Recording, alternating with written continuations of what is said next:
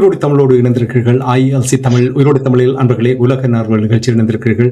உலக நார்வல் நிகழ்ச்சியில் பிரித்தானியாவிலிருந்து போரியல் ஆய்வாளர் அருசோகன் என்கின்ற வணக்கம். அருசோகலே, அனைத்துலக உயிரோடு தமிழ் உறவுகளுக்கு அன்பிருந்த வணக்கம். உங்களுக்கு வணக்கத்தை தெரிவித்துக் கொண்டு தொடர்ந்து உலக நார்வல் நிகழ்ச்சியில் ஈரான், இஸ்ரேல், அமெரிக்காவுக்கு இடையிலான நிலைமைகளை பார்ப்போம்.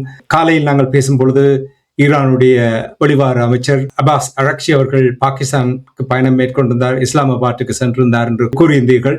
இனி அது மட்டுமில்லாமல் அமெரிக்காவில் இருந்து ஜெராட் குஷ்னரும் மற்றும் ஸ்டீவ் விட்காஃபும் அங்கே வருவதற்கான வாய்ப்புகள் இருக்கின்ற என்று கூறினீர்கள். ஸ்டாண்ட் பையில் JD வான்ஸ் அவர்கள் காத்திருக்கின்றார் என்ற விடயங்களை கூறும் பொழுது இப்பொழுது வருகின்ற செய்திகளை பார்த்தால் ஈரானுடைய வெளிவிவகார அமைச்சர் அப்பாஸ் அரக்சி அவர்கள் பாகிஸ்தானை விட்டு வெளியேறிவிட்டதாகவும், அது மட்டுமில்லாமல் அமெரிக்கா கூறியிருக்கின்றது பயணத்துக்கு தயாராக இருந்த தூதுவர்கள் ஜெராட் குஷ்னர், ஸ்டீவ் விட்காஃப் இவருடைய பயணத்தை ரத்து செய்து விட்டோம், அங்கே போவதில் எந்த ஒரு பிரயோசனம் இல்லை என்று கூறியிருக்கின்றார். இனிவரும் காலங்களில் வேண்டுமென்றால் நாங்கள் தொலைபேசி வாயிலாக பேச்சுவார்த்தை நடத்தலாம். எனக்கு கொஞ்சம் தலை சுத்தி கொண்டிருக்கு. நீங்கள் தான் ஒரு தெளிவை தாருங்கள். என்ன கூறுகிறார் என்று கூறுங்கள். என்ன நடக்கின்றது? இந்த போர் நிறுத்தம் பேச்சுவார்த்தை ஈரான் பேச்சுவார்த்தைக்கு வரும் என்று அமெரிக்காவின் அதிபர் காத்து கொண்டிருந்தது. ஈரான் மிகப்பெரிய ஒரு பதிலடியை கொடுத்து விட்டது. இந்த டிப்ளோமேட்டிக் ரீதியாக, ராஜதந்திர ரீதியாக இது மிகப்பெரிய ஒரு அடி. போரில் அடி வாங்கி அடுத்தது ராஜதந்திர ரீதியாகவும் மிகப்பெரிய ஒரு தாக்கம். அக்சியோஸ் என்ற ஊடகம் கேட்டிருக்கின்றது, ஏன் அப்ப நீங்கள் கேன்சல் பண்ணினால், அதாவது ஸ்டீவ் விட்காஃபின்டையும் ஜெராட் குஷ்னருடையும் பயணத்தை இடைநிறுத்தினால் அது போர் என்று அர்த்தமான உடனே நோ அது அப்படி இல்லை, டசன்ட் மீன் என்று சொல்லிட்டார். என்றால் போருக்கு போக அவர் விரும்பவே இல்லை போல இருக்கு. அவர் சும்மா மிரட்டலை வைத்துக் கொண்டிருக்கின்றார். அவர் கூறினது என்று சொன்னால், அவர் கூறியிருக்கின்றார் என்னென்று சொன்னால், அவர் பிறகு தனது ட்ரூத் சோஷியலில் பதிவிட்டிருக்கிறார், ஈரானியர்களை சந்திப்பதற்காக பாகிஸ்தான் இஸ்லாமாபாத்துக்கு செல்லவிருந்த எனது பிரதிநிதிகளின் பயணத்தை நான் இப்போது ரத்து செய்வேன்.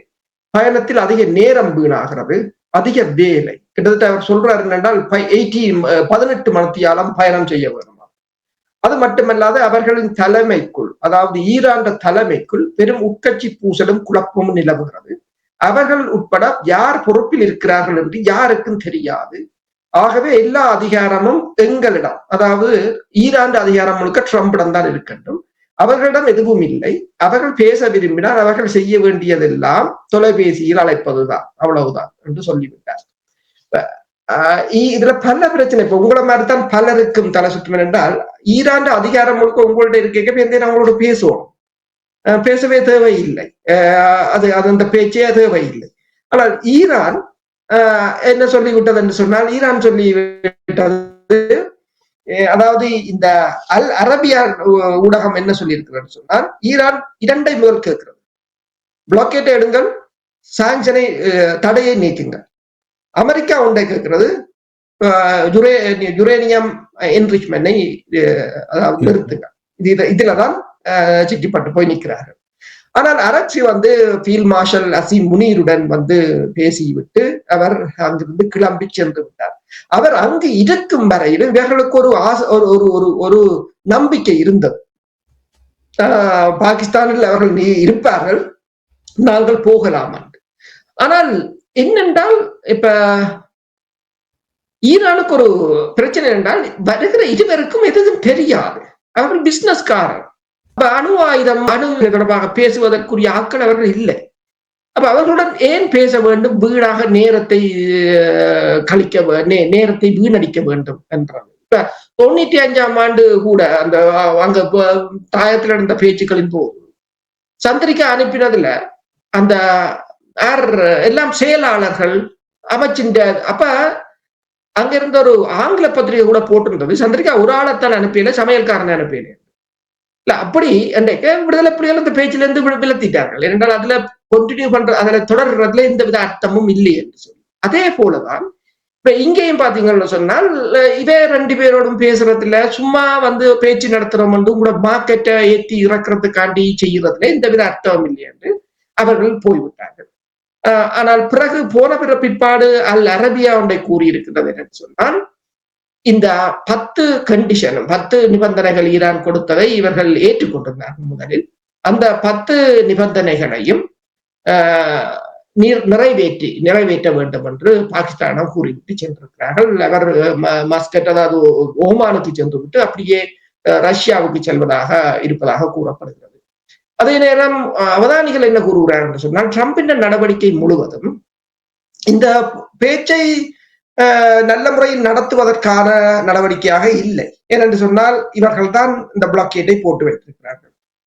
அடிக்கடி இவர்கள் தான் இந்த அறிக்கைகளை, ஈரானுக்கு எதிராக அறிக்கைகளை விட்டுக் கொண்டிருக்கிறார்கள். உட்கட்சி பூசல் அது இது என்று சொல்லி. அப்ப இப்படியான ஒரு நிலைமையில் யாரும் பேச வரப்போவது இல்லை என்பதை இவர்கள் முதலில் விளங்கிக் கொள்ள வேண்டும் என்று கூறியிருக்கிறார்கள். இதே நேரத்தில் அரசர்களே, ஈரானுடைய வெளிவார அமைச்சர் பாகிஸ்தானுக்கு சென்றதும் அவர்களுடைய ஒரு நட்பு வரவேற்பு பார்க்கக்கூடிய இருந்தது. அதாவது பாகிஸ்தானுடைய பிரதமர் அவருக்கும் இனி ஃபீல்ட் மார்ஷல் அதை பார்க்கும் பொழுது ஒரு நட்பாக அவர் அந்த வரவேற்ற விதத்தை பார்த்தால் அவர்களுக்கிடையில் நல்ல ஒரு நட்புறவு இருப்பதை வெளிப்படுத்தியது போல் இருந்தது. இதே நேரத்தில் டொனால்ட் ட்ரம்ப் அவர்கள் சொல்லுகிறார், field marshal fantastic, prime minister fantastic. பாகிஸ்தானை இவ்வளவு போலாரம் சூட்டுவதற்கு என்ன காரணம்? இதற்கு பின்னணியில் என்ன இருக்கின்றது? ஒன்று என்னென்று சொன்னால், பாகிஸ்தான் தான் ட்ரம்பை காப்பாற்றி இருக்கிறது. பில் கிளின்டன் கூட சொல்லியிருந்தார், உங்களை காப்பாற்றியது ஃபீல்ட் மார்ஷல் அசீம் முனீர் தான். சில வேளை அசீம் முனீர் தான் இந்த அமைதியை கொண்டு போறாரு. அசீம் முனீருக்கு இஸ்ரேல் இந்த பேச்சுவார்த்தை குழப்பணும் என்று சொன்னால் இப்ப அசீம் முனீரைத்தான் குறிவைப்பார்கள். அது வேறு. ஆனால் இப்ப ட்ரம்பை பொறுத்தவரையில் இறுதியாக அந்த போர் நிறுத்தம் அன்று, அதாவது ஈரானை முழு கற்காலத்துக்கு அனுப்புவேன் என்று அவர் சொன்னாலும் அவரால் அதை செய்ய முடியாது என்று தெரியும். ஏனென்றால் வளைகுடா நாடுகள் விடாது. வளைகுடா நாடுகளுக்கு தெரியும் தாங்கள் வாங்கின அந்த 40 நாளும் தாங்கள் வாங்கின அடி அவர்களுக்கு தெரியும். எனவே அவர்கள் விடார்கள் என்று தெரியும்.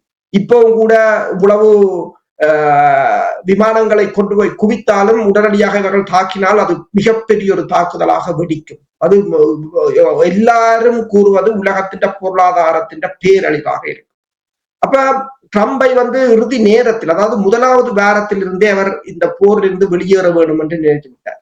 அந்த முதலாவது வாரத்தில் இருந்தே காப்பாற்றியது. முதலாவது வாரத்தில் அவர் தனது ஜேடி வேன்ஸாக இருக்கலாம், ரூபியோவாக இருக்கலாம், பலருக்கும் கூறிவிட்டார் ஏதாவது ஒரு வழியை கண்டுபிடியுங்கள். இப்ப வாஷிங்டன் போஸ்ட் போட்டிருக்கிறது, அமெரிக்காவுக்கும் இஸ்ரேலுக்கும் இடையே கடுமையான கருத்து வேறுபாடுகள் ஏற்பட்டதாக கூறுகின்றது இந்த போருக்கு பிறகு. அப்ப இந்த நிலையில் பாகிஸ்தானை பொறுத்தவரையில் சவுதி அரேபியா 13,000 துருப்புகளை இறக்கி இருக்கிறது. F-16 விமானங்களை கொண்டு போய் இறக்கி இருக்கிறது. அதே நேரம் ஈரானுடன் நல்ல உறவுகளை பேணுகிறது. எல்லா நாடுகளுடனும் ஒரு நல்ல ஒரு உறவுகளை பேணுகின்றது பாகிஸ்தான். என்னென்று சொன்னால், இப்ப மாஸ்கோவும் சீனாவும் ஒரு நம்பிக்கையாக பார்க்கிறது பாகிஸ்தானை. அதுதான் முதல் முக்கிய நம்பிக்கையை கட்டி எழுப்பி இருக்கிறார். அதுதான் அந்தந்த நாடுகள்ல போய் இரகசியமாக குண்டை வச்சு தாக்குதலை நடத்தி அந்த வேலையில அவர்கள் செய்யவில்லை, இதுவரையில செய்யவில்லை. இப்ப ஹில் என்ற பத்திரிகை, இப்ப நாங்கள் இதை சொல்லும் போது அந்த இந்தியா பாகிஸ்தான் போர் தொடர்பாக நாங்கள் ILC ஊடகம் தான் முதலில் கொண்டு வந்திருந்தது மறுபலமான உண்மை என்ன என்று சொல்லி எல்லோரும் ஒரு பக்கம் கதைச்சு கொண்டிருக்க நாங்கள் உண்மையை பேசலாம். இப்ப நாங்கள் என்ன சொன்னோமோ அதை ஹில் என்ற பத்திரிகை அமெரிக்காவின் ஒரு மிக பிரபல்யமான ஊடகம். அது நீங்கள் சொன்ன அதே கருத்துக்கு அது என்ன போட்டிருக்கிறது என்று நான் சொல்றேன்னு பாருங்க. அதாவது போர் நிறுத்தத்தை நீடித்த ட்ரம்பின் நீடித்ததாக ட்ரம்பிடம் நேரடியாக சொன்னது பிறகு பாகிஸ்தான் அமெரிக்கா ஈரான் பேச்சுவார்த்தைகளில் முக்கிய இடத்தை பிடித்திருக்கிறது. பாகிஸ்தான் மீதான ட்ரம்பின் பார்வை மிகவும் சாதகமாக தெரிகிறது. அதிகாரிகளின் கூற்றுப்படி ட்ரம்ப் வெற்றியாளர்களையே எப்போதும் விரும்புவதுண்டு. மேலும் வெற்றியாளர்களால் தான் ஈர்க்கப்படுவதுண்டு. பாகிஸ்தானின் இராணுவம் மற்றும் அதன் செயல்பாடுகளால் ட்ரம்ப் பிரமித்து போனதாக கூறப்படுகிறது. இந்த பாகிஸ்தானியர்கள் யார்? இது ஒரு சிறிய நாடு, அவர்கள் இந்தியர்களை துவசம் செய்து விட்டார்கள் என்று கூறியதாக தெரிகிறது என்று த கில் என்ற பத்திரிகை ஊடகம் தெரிவித்திருக்கின்றது. இப்ப உங்களுக்கு தெரியும், 2 தடவைகள் வெள்ளை மாளிகைக்கு கூட கூப்பிட்டு அவருக்கான விருந்து பிரசாரத்தை கூட வழங்கிட்டார். வெள்ளை மாளிகைக்கு இன்னொரு நாட்டின் இராணுவ தளபதியை ஒருபோதும் கூப்பிடுவதில்லை. ஆனால் இப்ப அடுத்த அரசு தலைவராக பாகிஸ்தான் அசீம் முனீர் வந்தாலும் ஆச்சரியப்படுவதற்கு இல்லை. ஆனால் இப்ப ஒரே ஒரு முஸ்லீம் நாடு அணு ஆயுதத்தை வைத்திருக்கிறது. அதே அந்த அந்த ஒரு விதத்துல முஸ்லிம் நாடுகளிடமும் அது நல்ல என்னன்னு சொன்னால் அது நல்ல ஒரு நம்பிக்கையை கட்டி எழுப்பி இருக்கிறது. இப்ப நீங்கள் பார்க்கலாம், இஸ்ரேலுக்கு எதிராக பாகிஸ்தான் அறிக்கைகளை விடுகிறது. ஆனால் அதற்காக இஸ்ரேலுக்கு பாகிஸ்தான் ஒருபோதும் தாக்குதல் நடத்தியதில்லை. அதுக்காக இஸ்ரேலுக்கு போய் யாரையும் சுடுவதோ அப்படியான நடவடிக்கைகள் கூட பாகிஸ்தான் எடுத்ததில்லை. அந்த அந்த ஒரு நிலையில் தான் இப்போ எல்லோரும் பாகிஸ்தானை நோக்கி கவனத்தை செலுத்தி இருக்கிறார்கள். அது மட்டுமல்லாது பாகிஸ்தான் சீனாவுடன் நல்ல உறவுகளை வைத்திருக்கிறது. அப்ப ட்ரம்பை பொறுத்தவரையில் இப்ப சீனாவுடனான ஒரு உறவுகளுக்கும் பாகிஸ்தான் அவர்களுக்கு ஒரு உதவியாக இருக்கும் என்று யோசிக்கிறார்கள். பாகிஸ்தானுக்கு இது என்னென்னு சொன்னால், பாகிஸ்தான் பொருளாதார ரீதியாக அதிகம் பாதிக்கப்பட்ட நாடு. அப்ப இப்ப UAE கூறியிருக்கின்றது தனது கடனை திருப்பி தர சொல்லி. என்னன்னு சொன்னால், இப்ப பாகிஸ்தான் இந்த போர்ல ஈரானோடும் கலைக்கிறது, சவுதி அரேபியாவும் கலைக்கிறது என்று சொல்லி. ஆனால் சவுதி அரேபியா உடனே சொல்லிவிட்டதை நான் கொடுக்கிறேன் அந்த காசு என்று சொல்லி. அப்படியான ஒரு நல்ல ஒரு உறவுக்கு இப்போது பாகிஸ்தான் இருக்கு. பேச்சுவார்த்தை முடக்கப்பட்டிருக்கின்றது. அமெரிக்கா மீண்டும் தாக்கினால் உள்கட்டமைப்பு அளிக்கப்படும் என்று பிராந்திய நாடுகளுக்கு ஈரானுடைய நாடாளுமன்ற உறுப்பினர் எச்சரிக்கை விடுத்திருக்கின்றார். அந்த நாடாளுமன்ற உறுப்பினர் மஹ்மூத் நவவீன் என்பவர் இந்த எச்சரிக்கையை விடுத்திருக்கின்றார். உங்களுக்கு தெரியும், மத்திய கிழக்கு நாடுகளில் 11 தளங்கள் அமெரிக்காவுடைய தளங்கள் இருந்தது. இந்த தளங்களுடைய நிலை என்ன, இதுக்கு என்ன நடக்க போகின்றது, இந்த மத்திய கிழக்கில் இருக்கின்ற நாடுகள் எவ்வாறு இதை கையாள போகின்றது என்னென்று சொன்னால், உண்மையில் மத்திய கிழக்கில் இருக்கின்ற தளங்கள் 6 நாடுகளில் இருந்த 11 தளங்கள் கடும் சேதமடைந்ததை இப்போது NBC என்ற ஊடகம் கொண்டு வந்திருக்கின்றது. அதில் அவர்கள் கூறுகிறார்கள், இந்த பாரசீக வளைகுடாவில் இந்த தளங்களை திருப்ப கட்டுவதென்று சொன்னால் பில்லியன் கணக்கான டாலர்கள் செலவாகும். அது இன்னொன்றையும் போட்டிருக்கின்றது, ஈரான் தனியா ஆள் இல்லாத தாக்குதல் விமானங்கள் ஏவுகணைகளை மட்டும் தாக்கவில்லை. F5 என்றது 1950 தயாரிக்கப்பட்ட அமெரிக்கான விமானம். முந்தைய உங்களுக்கு தெரியும், அமெரிக்கா தான் ஈரானுடன் உறவுகளாக இருந்தது. அமெரிக்கா தான் ஈரானுக்கான ஆயுத விநியோகத்தை வழங்குவது. அப்ப இப்ப அமெரிக்காட்ட F-15 F-35 வரையும் வந்தது. இது F5 அப்பத்தையா. அந்த விமானம் குவைத்துக்குள் ஊடுருவி சென்று, அதாவது அமெரிக்காவின் பேட்ரியாட் ஏவுகணைகளை கூட அது கடந்து சென்று தாக்குதல் நடத்தி பில்லியன் கணக்கான சேதத்தை ஏற்படுத்தி விட்டு திரும்பி வந்திருப்பதாக இப்போது NBC செய்தி வெளியிட்டிருக்கிறது. அதை கோட் பண்ணி எல்லா ஊடகங்களும் இப்போது செய்தி வெளியிட்டிருக்கிறது.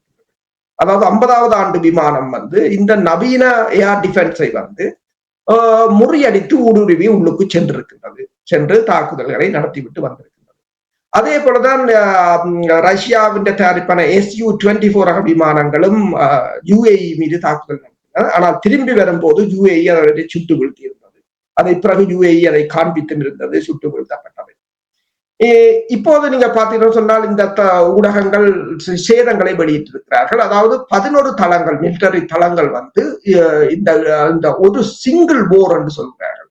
ஒரு போரில் அமெரிக்காவுடைய 11 தளங்கள் தாக்கப்பட்டிருக்கின்றன. அதாவது 5வது கடற்படை தலைமையகம் பஹ்ரைன்ல இருக்கிற சேட்டலைட் தொடர்பாடல் கம்யூனிகேஷன் சிஸ்டம், அதான் அந்த மிகப்பெரிய ரடார் அடிக்கப்பட்டது.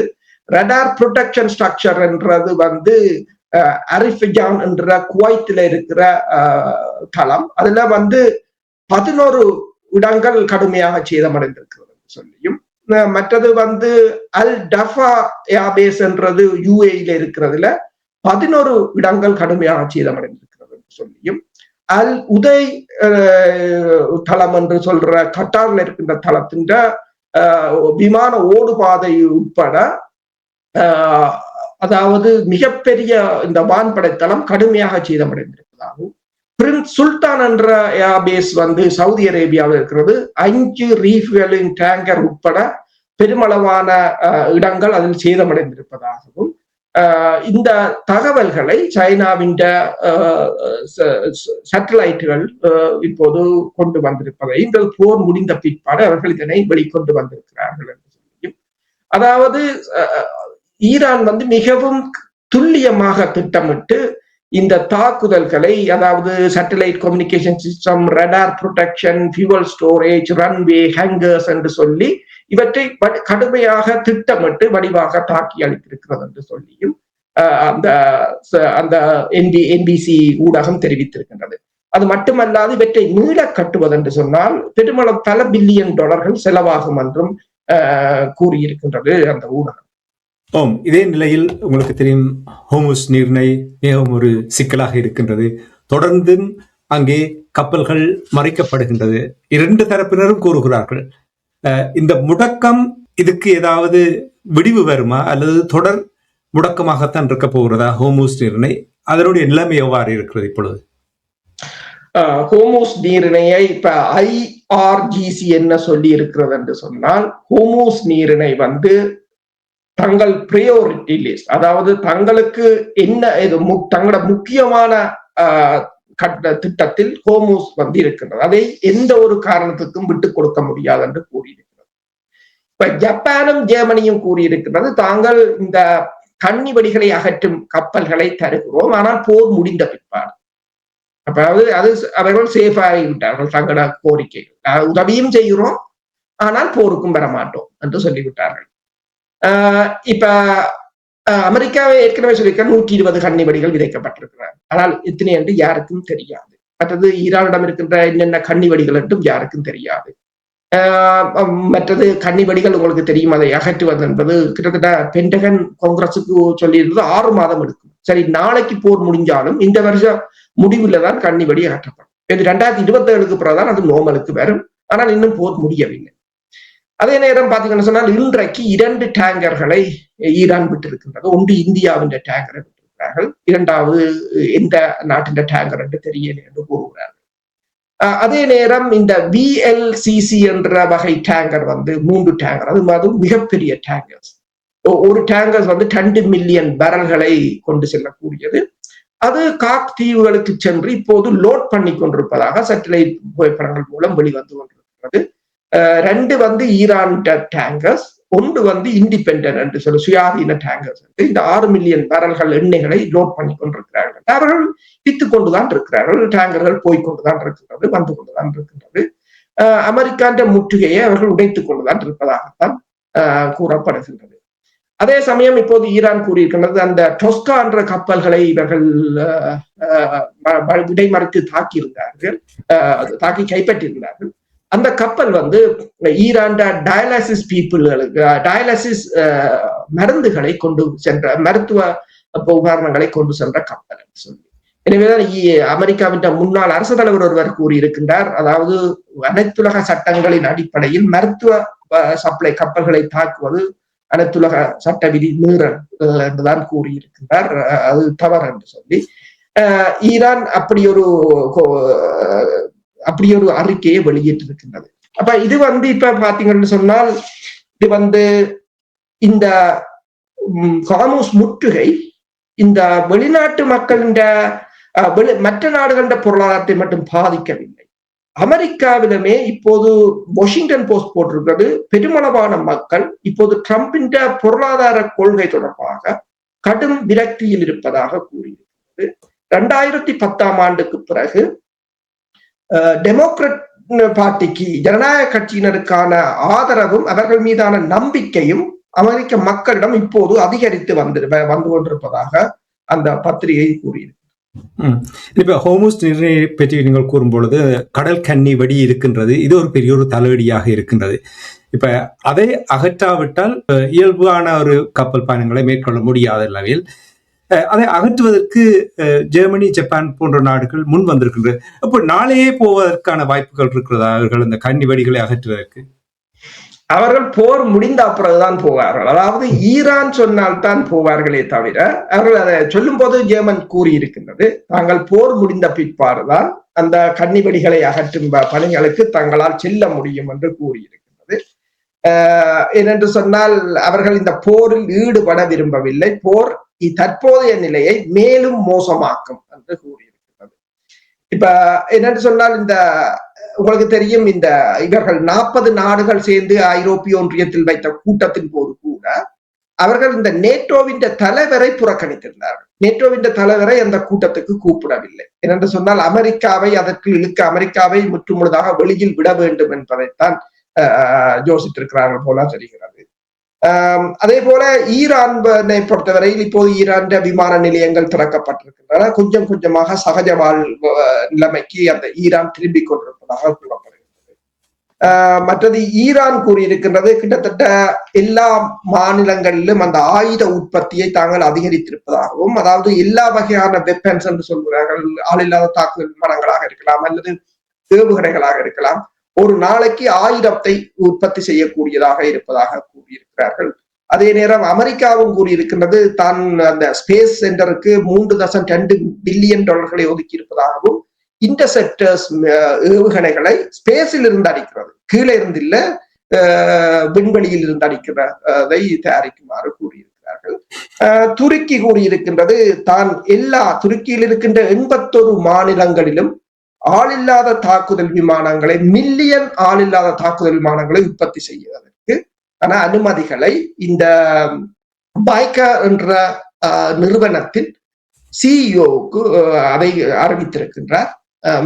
மில்லியன் கணக்கான ஆளில்லாத தாக்குதல் விமானங்களை வைத்துக் கொண்டிருந்தால் இனிவரும் காலத்தில் எந்த ஒரு சிறிய நாட்டோடும் கூட சண்டைக்கு போக முடியாத ஒரு நிலையாகத்தான் இருக்கு. ஏனென்றால் ரஷ்யா 4 வருடமாக உக்ரைனில் இடம்பெற்ற போரை நீங்கள் பார்க்கலாம். அதுல முக்கிய பிரச்சனையாக இருக்கிறது 2 தரப்புக்குமே என்றால் ஆளில்லாத தாக்குதல் விமானங்கள்.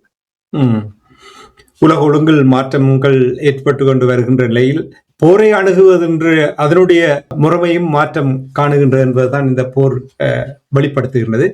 இனி உங்களுக்கு தெரியும் அரசோக்கள், இந்த போர் நடந்து கொண்டிருந்த பொழுது ஹாக் தீவு பெரிய ஒரு பேசு பொருளாக இருந்தது. அமெரிக்கா தாக்குதலை மேற்கொண்டார்கள்.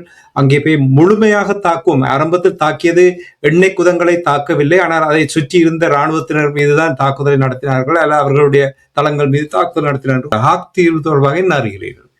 ஹாக் தீவில தொடர்ச்சியாக அவர்கள் எரிபொருட்களை உற்பத்தி செய்து கொண்டுதான் இருக்கிறார்கள். அந்த எரிபொருட்களை அவர்கள் ஏற்றுமதி செய்து கொண்டுதான் இருக்கிறார்கள். இப்போதும் கூட இந்த 3 டேங்கர் தான் இப்போது கூறினேன், VLCC ரக சூப்பர் டேங்கர் என்று சொல்வது 3 டேங்கரில் 6 மில்லியன் பரல்களை அவர்கள் அதில் ஏற்றி கொண்டிருப்பதாக கூறப்படுகிறது.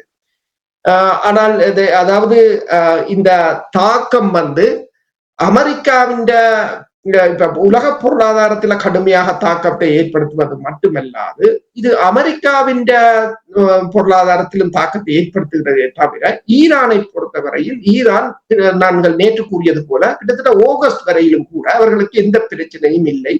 ஏனென்று சொன்னால் வெளியில் கிட்டத்தட்ட 170 மில்லியன் பரல்கள் எண்ணெய் ஃப்ளோட் பண்ணி கொண்டிருக்கிறது என்று சொல்லியும் இப்போதும் அவர்கள் டேங்கர்ஸ்களில் ஏற்றி கொண்டிருக்கிறார்கள். இன்று இந்தியாவின் டேங்கர்ஸை கூட அனுமதித்திருக்கிறார்கள். எல்லாம் ஈரானிடம் வாங்குகிற எண்ணெய் தான். இப்ப இந்தியா டேங்கர் என்றால் நாங்கள் அது சவுதி அரேபியால இருந்து வாங்கி கொண்டு போறோம்னு யோசிக்க தேவையில்லை. எல்லாம் ஈரானில் தான். இந்தியா இப்போது ஜுவானில் தான் வாங்கி கொண்டிருக்கிறது எண்ணெயை. அப்ப அந்த ஜுவானை கொடுத்து அவர்கள் சீனாவிடமிருந்து எல்லாவற்றையும் வாங்குவார்கள். இந்த போர்ல நீங்கள் பார்த்தீர்கள்னு சொன்னால், ரஷ்யா உக்ரைன் போர்ல ரஷ்யா எப்படி சர்வை பண்ணணும்னு சொன்னால், ஈரானுக்கு எண்ணெயை கொடுத்தது, ஜுவான்ல சீனாவுக்கு எல்லாத்தையும் கொடுத்தது. ஜுவான்ல சீனாவிடம் சீனாவிடம் எல்லாம் இருக்கின்றது, எல்லாவற்றையும் வாங்கலாம், நீங்கள் வேற இடத்துக்கு தேவையில்லை, எல்லாமே இருக்கின்றது. அதே போல வடகொரியாவிடம் படையினரை எடுக்கலாம், ஈரானிடமிருந்து ஆள் இல்லாத தாக்குதல் விமானத்தை எடுக்கலாம். இப்ப ரஷ்யாவுக்கு எந்தவித பிரச்சனையும் இல்லை. அப்படியான ஒரு நிலைதான் இப்போது. நீங்கள் அரக்சியின் பயணத்தை நீங்கள் பார்க்கலாம். அவர் இங்க பாகிஸ்தானுக்கு வந்துவிட்டு திருப்பி ரஷ்யாவுக்கு போகிறார் என்று சொல்லும் போது அவர்களுடைய உறவுகள் மிக பலமாக இருக்கின்றன. எனவேதான் ரஷ்யா கூறின்றது, வேணுமென்றால் அந்த யுரேனியத்தை நான் எடுத்து வைத்திருக்கிறேன். அமெரிக்காவுக்கு அது என்ன பிரச்சனை என்று சொன்னால், ரஷ்யா அதை எடுத்தது என்று சொன்னால், ரஷ்யா ஈரான் நியூக்ளியர் கண்ட்ரோல் பண்ற அத்தாரிட்டி ரஷ்யாவுக்கு போடும். அதை அமெரிக்கா விரும்பவில்லை. ஏனென்றால் அதுக்கு பிறகு ரஷ்யா தான் அதுக்குள்ள முழுமையாக நிற்கும். என்றால் ரஷ்யா சொல்றது தான் இவர்கள் கேட்க வேண்டும் என்ற ஒரு நிலை. அதை அமெரிக்கா விரும்பும். எனவேதான் ட்ரம்ப் உடனடியாக அதுக்கு மறுப்பு தெரிவித்திருக்கிறார். இப்ப இந்தியா வாங்கிய எண்ணெயில் டாலர்ஸில் கட்டவில்லை, கட்டணம் யுவானில் தான் கொடுத்தார்களா? யுவானில் தான் கொடுத்திருக்கிறார், சென்ட்ரல் பேங்க் கொடுத்து. எனவேதான் நேற்று அமெரிக்கா ஈரான் சென்ட்ரல் பேங்கை தடை செய்திருக்கிறது. அது அமெரிக்கா மட்டும் தடை செய்யற பண பரிமாற்ற முறையிலிருந்து ரஷ்யாவை தூக்கினார்கள் 4 வருடத்துக்கு முதல். ரஷ்யா இயங்கி கொண்டிருக்கிறது என்றால் சீனா அதற்கு மாற்றாக இன்னொரு அந்த மெசேஜிங் சிஸ்டத்தை உருவாக்கி விட்டது. அதுல கிட்டத்தட்ட 100க்கும் மேற்பட்ட நாடுகள் இப்ப இணைந்திருக்கின்றன இந்த 4 வருஷத்துக்கு. இப்ப புரிகிறது ஏன் டொனால்ட் ட்ரம்ப் அவர்கள் field marshal fantastic, Pakistan prime minister fantastic என்று சொன்னது இப்பொழுது எனக்கு புரிகிறது என்றால் அவர் சீற்றத்தில் இருக்கின்றார் போல் இருக்கின்றது. சரி, நாங்கள் அது தொடர்பாக விவரங்கள் வரும் பொழுது நாங்கள் பேசலாம். இப்போ பொருளாதாரம், இப்ப நீங்கள் இந்தியா வாங்கிய எண்ணெய் தொடர்பாக கூறும் பொழுது உங்களுக்கு தெரியும் துறைசார் நிபுணர்கள் இந்த பொருளாதாரத்தினுடைய நிலைமைகளை வெளிப்படுத்தி கொண்டு வருகிறார்கள். போர் ஆரம்பிப்பதற்கு முன்னர் ஒரு பேரல் எண்ணெயின் விலை $60 ஆக இருந்தது. போர் ஆரம்பித்த பின்பு 110, 12, $13 மட்டும் போய் வந்தது. என்ன கூறுகிறார்கள் இந்த துறைசார் நிபுணர்கள் தொடர்பாக? என்ன விதமான நிலைப்பாட்டை இனிவரும் காலங்களில் இந்த எண்ணெயினுடைய விலை எவ்வாறு இருக்க போன்று என்று கூறுகிறார்கள்? பீட்டர் ஷேஃப் என்றவர் ஒரு எக்கனாமிஸ்டா இருக்கிறார் அமெரிக்காவில். அவர் கூறியது என்றுதான் என்னென்று சொன்னால், ஒரு நேர்காணலில் இந்த பைப்லைன், எண்ணெய் பைப்லைன் மற்றது ரிஃபைனரி எண்ணெய் சுத்திகரிப்பு ஆலைகள் எல்லாம் தாக்கப்பட்டிருப்பதால், சேதமடைந்திருப்பதால், இப்ப கட்டார் என்று கூட கூறியிருக்கிறதா 5 வருடங்கள் செல்லும் அதை திருத்துவதற்கு. அந்த திருத்துற காசு எல்லாத்தையும் எண்ணெயில தான் போடுவார்கள். எல்லா செலவும் கடைசியா வந்து அந்த பொதுமக்கள் தலையெல்லாம் விழும். அப்ப அதால அவர் சொல்லியிருக்கிற இந்த எண்ணெய் விலையேற்றம் என்பது நிரந்தரமாகத்தான் இருக்கு. நீங்கள் நினைக்கிற மாதிரி மீண்டும் நீங்கள் $60 எண்ணெய் வாங்கலாம் என்று கனவில நினைக்காதீங்க என்று கூறியிருக்கிறார். ஆனால் இது வந்து மிகப்பெரிய ஒரு தாக்கத்தை உலக பொருளாதாரத்துல மிகப்பெரிய ஒரு அலையை ஏற்படுத்தும், தாக்கத்தை ஏற்படுத்தும் என்று கூறியிருக்கிறார். அதே சமயம் இன்னொன்றை கூறுகின்றார், அமெரிக்கா வந்து மிகவும் எக்ஸ்பென்சிவான வெப்பன்ஸை வந்து ஈரான் மிகவும் சீப்பான இலக்குகளுக்கு பாவித்தது தான் இந்த போர்ல மிகப்பெரிய ஒரு தவறாகி போனது என்று சொல்லியும், அதுதான் அமெரிக்காவின் தோல்வியாக முடிந்தது என்று சொல்லியும் கூறியிருக்கிறார். அதோட அவர் சொல்றார் என்று சொன்னால், அமெரிக்காவிடம் எரிபொருள் இருந்தாலும் இந்த உலக சந்தையில் இருக்கின்ற எரிபொருள் தட்டுப்பாட்டுடன், எரிபொருள் நெருக்கடியுடன் அமெரிக்காவும் போட்டியிட வேண்டிய ஒரு நிலைமையாகத்தான் இருக்கும் என்று சொல்லியும், அதுக்காக அமெரிக்காவில் எரிபொருள் விலை குறையும் என்று நீங்கள் எதிர்பார்க்க முடியாது. அதைத்தான் ஸ்காட் பெசன்டும் கூறியிருந்தார், அமெரிக்காவின் திரைசேரி செயலாளரும் கூறியிருந்தார். என்றால் எண்ணெய் விலை வந்து இப்போதைக்கு 2027 வரையிலும் குறையாது என்று சொல்லியிருந்தார். எனர்ஜி செக்ரட்டரியும் அதைத்தான் கூறியிருந்தார், 27 வரையும் குறையாது என்று சொல்லி. அதே நேரம் பீட்டர் இன்னொன்றை கூறியிருக்கிறார் என்னென்று சொன்னால், அமெரிக்கா அதிகளவான நிதியை, அதிகளவான பணத்தை அச்சிடும் என்று சொல்லியும், அதன் மூலம் அதற்கு பதிலாக ரேட், அதாவது வட்டி விகிதத்தை குறைக்கும் என்றும், அதனால் வந்து உலகில வந்து மிகப்பெரிய பணவீக்கம் ஏற்படும், உலக நாடுகளில் மிகப்பெரிய பணவீக்கம் ஏற்படும் என்று கூறியிருக்கிறார். அதே சமயம் நீங்கள் பார்த்தீர்கள் சொன்னால், இந்த ஃபாரின் அஃபேர்ஸ் என்ற ஒரு மேகசின் வாரது, அது இந்த வெளிநாடுகளின் உறவுகள் தொடர்பாக அது பிரஸ்டீஜான மேகசின் வந்து அது கூறியிருக்கிறது, இந்த ஈரானுக்கு எதிரான போரில் வந்து இராணுவ ஒருங்கிணைப்புக்கு பிறகு அமெரிக்காவும் இஸ்ரேலும் அதிக சமமான கூட்டாண்மையை நோக்கி நகர்வதாகவும், ஆதரவாளர் வாடிக்கையாளர் என்ற மாதிரியை கைவிடுவதாகவும் சமீபத்தில் அறிக்கைகள் வெளியாகின போதிலும், தளத்திலும் பொருளாதாரத்திலும் உள்ள உண்மையான நிலைமைகள் வேறு விதமாக இருக்கிறது என்று கூறியிருக்கிறது. ஏனென்றால் இப்போ எல்லாரும் கூறுகிறார்கள் என்றால், அமெரிக்காவும் இஸ்ரேலும் இந்த போரில் மிகவும் நெருங்கி விட்டார்கள், தோளோடு நின்று செயற்படுகிறார்கள் என்று நினைக்கிறார்களே தவிர, ஆனால் களத்தில் அவ்வாறு நிலைமை இல்லை என்று.